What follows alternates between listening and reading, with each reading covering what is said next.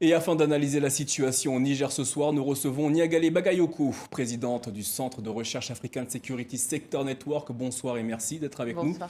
À mes côtés également, Ousmane Diaye, rédacteur en chef Africa TV5 Monde. Bonsoir Ousmane. Bonsoir. Niagale Bagayoko, des militaires putschistes ont donc annoncé hier soir avoir renversé le pouvoir du président Mohamed Bazoum au Niger. Peut-on dire ce soir que ce putsch, ce coup d'État est acté ?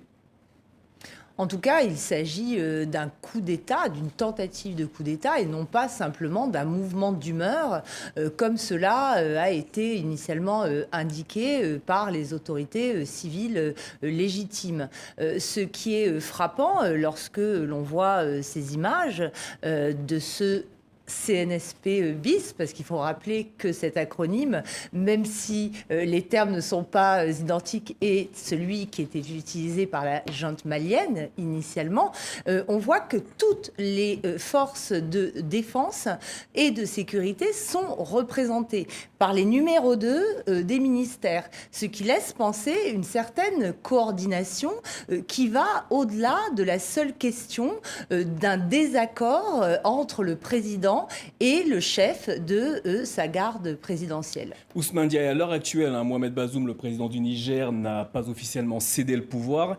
Qu'est-ce que cela pourrait signifier ? Enfin, je pense qu'il y a clairement une tentative de résistance au coup de force, notamment le parti de Bazoum. On l'a vu, clairement, le ministre des Affaires étrangères qui assure l'intérim du Premier ministre parce que le Premier ministre est en déplacement et que dans l'ordre protocolaire, quand le Premier ministre n'est pas là, il joue le rôle de Premier ministre, a clairement dit et affirmé chez nos confrères de France 24 qu'il n'entendait pas céder d'une seule pouce sur la légalité. Donc je pense qu'il y a une résistance de l'autorité légale, mais sans illusion finalement, parce que quand vous discutez avec les responsables du parti, on voit clairement qu'ils n'ont plus la réalité du pouvoir, les frontières sont fermées de fait, les ministres, les autorités sont aux abonnés absents. Donc oui, je pense qu'il y a une forme de sursaut, d'orgueil, mais qui, à mon avis, semble ce soir vaine. Niagale Bagayoko, le point de bascule aujourd'hui semble avoir été le retournement de la part du chef d'état-major des armées qui a fini par rejoindre les putschistes. Comment expliquer qu'hier, l'armée loyaliste tentait d'attaquer le groupe, notamment qui retenait les mutins, enfin qui retenait le président jusqu'à aujourd'hui ? Je pense que l'on assiste, comme on l'a vu aussi dans les pays voisins, à des concurrences, des compétitions internes à l'appareil sécuritaire du Niger. Il y a en effet de nouvelles unités qui ont acquis davantage d'influence grâce notamment au soutien international pour mener la lutte antiterroriste. On pense aux unités des forces spéciales. Le président Bazoum, de son côté, y compris lorsqu'il était encore ministre de l'Intérieur, avait cherché à rééquilibrer les forces de sécurité intérieure, dont on parle peu souvent, par rapport au pôle strictement militaire des FAN, donc des forces armées nigériennes, notamment en appuyant davantage la garde nationale, etc. Il y a également la question des commandements des opérations spéciales, celles dont on a parlé, par exemple l'opération Al-Maou déployée dans la région de Tillabéri. Je pense que ce qui se négocie en ce moment, ce sont justement les équilibres entre ces différents acteurs au sein de la chaîne militaro-sécuritaire du Niger. Ousmane Diaye, quelles sont ou quelles pourraient être les raisons qui expliquent qu'en l'espace de quelques heures, le Niger est basculé dans cette situation ? Bon, je ne pense pas qu'il y ait une raison, je pense qu'il y a mille et une raisons. Il me semble que l'armée nigérienne était déjà fragile et fragilisée, de fait. On voit clairement que malgré l'arrivée du président Bazoum, les défaites ont continué.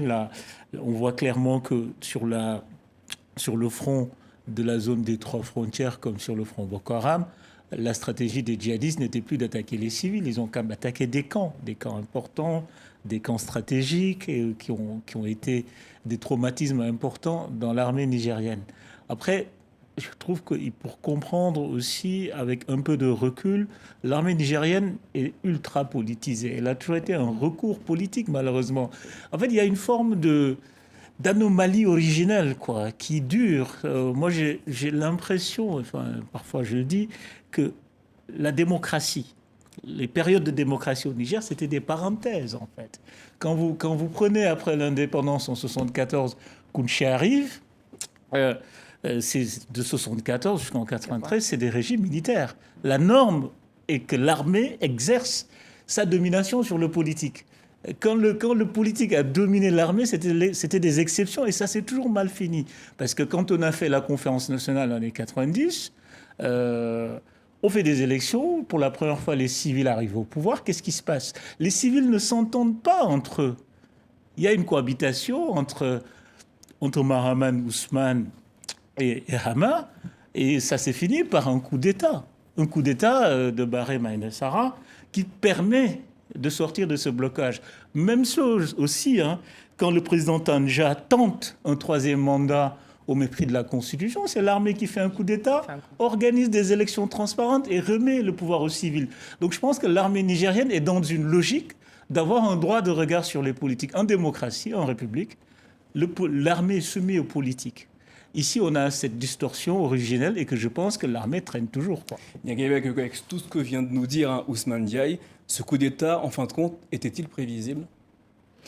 Si l'on s'inscrit dans cette trajectoire historique, et je rejoins totalement Ousmane, et je pense que la description qu'il vient de faire de cette sorte de consanguinité finalement entre les acteurs civils et les acteurs militaires est propre à l'ensemble des pays du Sahel. Si on les regarde, aujourd'hui, tous sont dirigés par des militaires, qu'ils aient été désignés légitimement ou non.